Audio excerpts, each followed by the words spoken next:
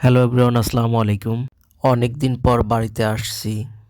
আম্মুকে একবার বলেছিলাম ভাপা পিঠা খেতে হবে। আম্মু তখনই গিয়ে চাউল ভিজায় রাখছে, আমি জানিই না। জুমার নামাজ পড়ে বাড়িতে আসার পর আম্মু বলতেছে চাউল ভিজে গেছে, এখন কুটতে হবে। আম্মুকে কোনো কিছু খাওয়ার কথা বললেই আম্মু অসুস্থ থাকলেও আমাকে সেটা বানিয়ে খাওয়াবে। আমিও বসে পড়লাম চাউল কোটার জন্য জাদুর বাক্স নিয়ে। আধুনিক যুগে এসে মানুষের আর বেশি কষ্ট করতে হয় না, খুব সহজে ব্লেন্ডারের মাধ্যমে চাউল কুটতে পারে। কিন্তু আগেকার মানুষ ঢেঁকি দিয়ে চাউল কোটার জন্য কত কষ্ট করছে।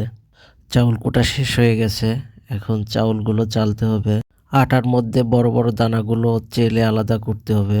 আপনারা হয়তো ভাবতেছেন কাজগুলো খুব সহজ, আমিও প্রথমে মনে করছিলাম কাজগুলো সহজ, কিন্তু কাজগুলো অতটা সহজ না।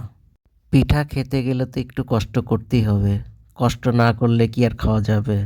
বাইরে থাকার কারণে বাড়ির অনেক খাবারগুলো খাওয়া হয় না, আর এই জন্য আমার আম্মু দুঃখ প্রকাশ করে। এরপর আম্মু ভাপা পিঠা বানানো শুরু করছে। কয়েকটা ভাপা পিঠা বানানো হয়ে গেলে আমি 3টা প্লেটে করে নিয়ে রুমে চলে আসছি খাওয়ার জন্য। ভাপা পিঠাতে গুড় বেশি না হলে আমার আবার খাইতে ভালো লাগে না, এই জন্য আমি গুড় বেশি দিয়ে বানিয়ে নিয়েছি।